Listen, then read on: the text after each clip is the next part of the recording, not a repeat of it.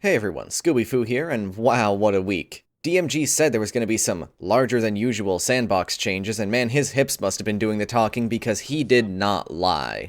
Starting off, there's some stuff about Solstice. It's looking the same as last year. New shotgun that I'm guessing is either going to be rapid fire or lightweight frame based off the model. Armor that you'll upgrade from uncommon to rare to legendary to glowy legendary, and our good old friend the EAZ will be returning. Let's get to the cool stuff. Master Mode VOG will be available to all players as of Tuesday, July 6th. How it'll work is simple at first. When you go to launch the raid, you'll have a difficulty option I'd expect much the same as Nightfalls do. The raid itself will be at 1350 power, and while you'll be able to launch the raid no matter what your power level is, I would suggest being no lower than 1330 power, since if you're lower than that, the enemies will hit even harder than they did on day 1 during contest mode. Speaking of that, contest mode won't be active for this raid, meaning that for you power grinders out there sitting up in the 1340s of power, you'll be nearly on level, you freaks. But Scoob, why even do Master VOG? What do I get? A ship. Okay, there's a lot more than that. Clearing Master VOG will get you the final triumph you need for the Fatebreaker seal and title. However, after that you'll be getting time-lost weapons that have 2 options for perks in both the 3rd and 4th column, making getting a god roll much easier since you're rolling twice the amount of perks, and also giving the potential of what I'll be calling double god rolls for weapons that roll 2 wanted perks in both columns.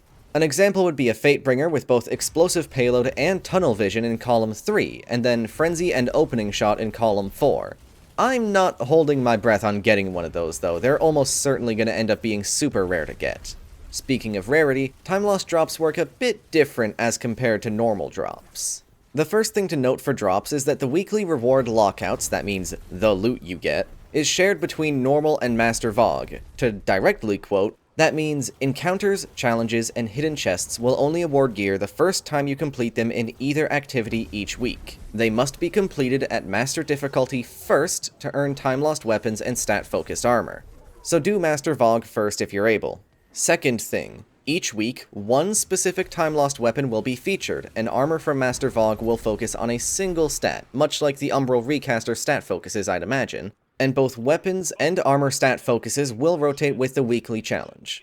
A couple final notes for Master VOG. Bungie mentions a few more champions will be showing up, along with more modifiers. We'll see what that means, maybe they'll end up being barrier hobgoblins? Who knows. That's it for Master VOG. Good luck to all who will be trying it out. On to some spicy sandbox changes. Chris Proctor, who I promise I will not call Chris McLean, starts by setting expectations. Normally, Bungie doesn't make large changes in a mid-season patch, but with a handful of weapons sucking all the air out of the room, they've brought some changes initially meant for Season 15 to be done now, which also has the benefit of letting them do some reactive tuning in Season 15's mid-season patch, in case these changes don't quite land right. The weapons being focused on here are entirely what you'd expect. Shotguns, 120 RPM hand cannons, and the cowboy gun. These are a first step towards addressing player concerns around the special weapon usage rate. Also, Sleeper Simulant. Starting off here, Chris defines specifically what each special weapon is supposed to accomplish in PvP. Snipers are meant for engaging at long distance with aiming skill when not already under fire. Shotguns are meant for point-blank range, using skilled movement or positioning to get close enough for a 1 to 2 hit kill. Fusions are meant for the mid-range, with careful positioning and pre-charging around corners required. Trace rifles are meant for close to mid-ranges at the cost of not being an instant kill, giving primaries a good chance to fight back. Finally, grenade launchers are meant to be useful for weakening opponents, damaging around corners by bouncing off walls, or direct hitting for a one-shot with the cost of travel time in a single-shot mag. So, the shotgun nerfs. Bungie acknowledges that they don't allow much counterplay with primary weapons, particularly close-range ones like sidearms and SMGs. They want to make shotguns excel in a narrower niche than they do currently, remaining able to make a consistent one-shot kill but at closer ranges than current, while slightly extending their range for 2-shot kills. To achieve this, they've increased the aggressive frame's cone angle by about 6%, bringing it from 4 to 4.25 degrees. Reduced all shotgun damage fall-off minimum by 2 meters, increased all shotgun damage fall-off maximum by 2 meters, and left slug shotguns alone. What the hell did I just say? English, please. Fair. Keeping in mind I'm not the most knowledgeable about shotguns in PvP, here's how I understand these changes. Increasing the cone angle of aggressive frame shotguns will increase their pellet spread over longer distances, meaning fewer pellets hitting, and thus less damage dealt, the further out you get. Reducing shotgun damage falloff minimum by 2 meters should mean that all shotguns will begin to experience damage falloff 2 meters closer than they do right now. For an example, if I have an Astral Horizon that starts experiencing numerical damage falloff at 9 meters right now, as in the amount of damage each pellet does, ignoring the pellet spread itself, after the patch it will start experiencing that falloff at 7 meters. Increasing shotgun damage falloff maximum by 2 meters should mean that if I have the same theoretical Astral Horizon and it stops dealing damage entirely at, say, 14 meters, again, ignoring pellet spread, we're just talking about the per pellet damage here, after the patch it'll stop dealing damage at 16 meters instead. What all these changes mean in a nutshell is that aggressive frame shotguns will see worse performance over distance thanks to their increased pellet spread, and all shotguns will stop one-shotting at a closer distance than they do currently, while being able to two-shot at a slightly longer distance. Does that all make sense? I hope it makes sense. I also hope it's correct. Let's move on from the random hell of shotguns and talk about 120 RPM hand cannons. Bungie believes that they still have too much range and benefit far too much from small damage buffs like Rampage. With these changes, they expect other primaries to become viable where 120s dominated before, while keeping their ability to really effectively peek shoot from cover. To do this, they've reduced the precision damage multiplier from 1.8 to 1.6, preventing a 10% damage bonus from 2-tapping in PvP. Reduced aim assist minimum fall-off distance by 1 to 2 meters depending on the range stat, and reduced their damage minimum fall-off distance by 1 meter before zoom scalar, bringing their fall-off advantage over other hand cannons to 1 meter. Again, English please. Let's start with that damage change.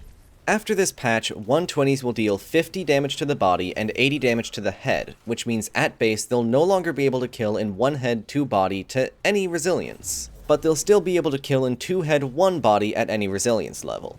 This entirely prevents 1 stack of Rampage from 2-tapping. You'll need a 20% damage bonus to 2-tap, though players with at least 7 resilience will still survive, meaning at least a 30% bonus to 2-tap every resilience level.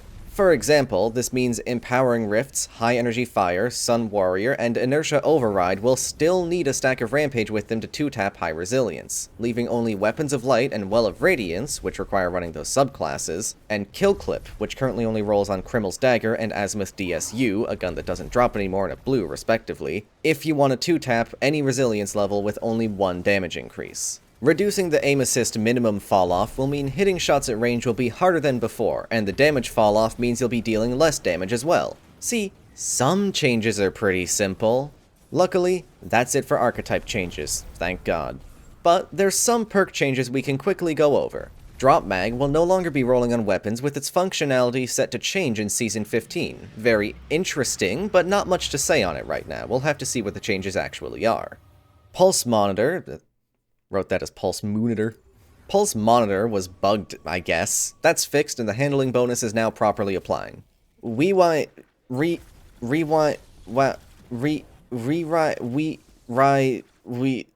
Magic Bullets. Fixed a bug where it was not triggering if you missed the last shot in your mag, or if you reloaded another weapon. Nice. Reservoir Burst. Gave it the same consistency and speed fix that Dragonfly got. Not sure why it didn't have this in the first place, but I'm glad it has it now. 2 exotics are getting tuned, Cowboy Gun and Sleeper. Cowboys first. Removed hipfire damage falloff scalar was 1.8 times to match zoom, and reduced aim assist cone angle hip scalar from 1.5 to 1.2. English, please. I get it, you don't have to ask every time. Basically, the hipfire for Dead Man's Tale will have a much shorter range and less aim assist, meaning no more cross-map hipfire and more accuracy required in general from the user. Sleeper Simulant is getting a real simple buff. For some backstory, it didn't receive any custom tuning when all linear fusion rifles got their 15% buff in Season of the Splicer. However, due to its body shot damage being quite high for a linear fusion rifle, it didn't get the buff as it should've. This fixes that, and Sleeper will have a total buff of 16.5% in PvE. That's it for the big meta-sweeping changes, but we've also got some previews for stuff coming in Season 15 as well. This is already getting to be a bit long, so let's try to get through these quickly.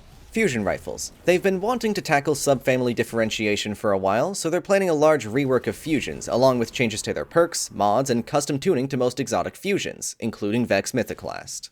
Breach grenade launchers. They expect other special weapons to increase in usage with the above shotgun nerfs, and believe, rightfully so in my opinion, that grenade launchers have potential to become more frustrating to play against as they become more common, so they've got a small change that touches priming and cleaning up targets. Scouts and hand cannons in PvE. They found that minor enemies and high-end content take too many shots to kill with these weapons, so they're presumably receiving a buff for that. Machine guns in PvE. They found they're not doing their job. Noticeable change planned for Season 15. PvP Special Ammo Economy. They've got a couple small changes planned that should reduce the amount of special ammo floating around and have further changes in mind if needed. Exotic primaries. They want to give players more reason to use them in high-end PvE content and have changes coming for that. Finally, you knew it was coming, it had to come eventually, you saw the tweets. Anarchy. It's done too much, too well, for too long, going into overdrive this season with Breach and Clear, so they're making changes that make it, quote, great at a couple roles rather than being the jack of all grenade launchers, end quote. Sad days, we'll see what they do to it. It deserves it. On to changes in the more distant future, they're keeping a close eye on special weapons and will make adjustments once they see how they perform. They have an idea of what might need adjustments as things shake out, but are waiting to discuss them until plans solidify. They're also keeping a close eye on feedback for exotic weapons, and which ones are under or overperforming. They have some tweaks planned for next week, in Season 15, and beyond, which should shake stuff up. An interesting note is that they use catalysts as a way to buff underused exotics, with Trinity Ghoul and Deathbringer as examples. Finally, at risk of being vague, they have long-term plans to address the issues of exotics not generating orbs of power and not having kill trackers without a catalyst, without making a catalyst for every exotic in the game. Phew, alright, that section's done. Surely we're on to Movie of the Week and all that by now. Oh my goodness! Wait, no, it's fine. They're not that important overall. A couple notable notes are the expunged Tartarus boss not soft-locking if you kill it too quickly, a trace rifle nerf in momentum control, Stormcaller warlocks being able to use ionic blink if they're slowed, and hunter dinkers having their slow duration properly increased with Whisper of Durance. And that's it, right? Right? Well, let's see. Maintenance timeline, that's not important. Known issues don't affect much. Movie Artist of the Week. Alright. We're done. What a TWAB. Crucible is going to be real interesting next week. Speaking of next week, on July 8th at 3:45 p.m. Eastern, I'll be speedrunning Deepstone Crypt for charity along with Shockwave, Munchakoopas, Tokigi, Trader Kirk, and Bystander Tim. For charity along with Shockwave, Munchakoopas, Tokigi, Trader Kirk, and Bystander Tim. Oh my god, how did I forget? How did I forget while writing this? We also got fucking Dado and Cammy Cakes to commentate the run again. Pog! I'm really excited to be able to do this, and I'd love it if you came and watched the run. I'll be pinging my Discord and sending a tweet out when the run's about to happen, so keep an eye on those places on July 8th. For now though, if you enjoyed, be sure to drop a like on the video, subscribe if you want to see more, follow my Twitter for whatever the hell I post there, and join the Discord if you want to be among the first to know when I'm going live or posting a new video. For now, I've been Scoobyfoo. #mysack hurts.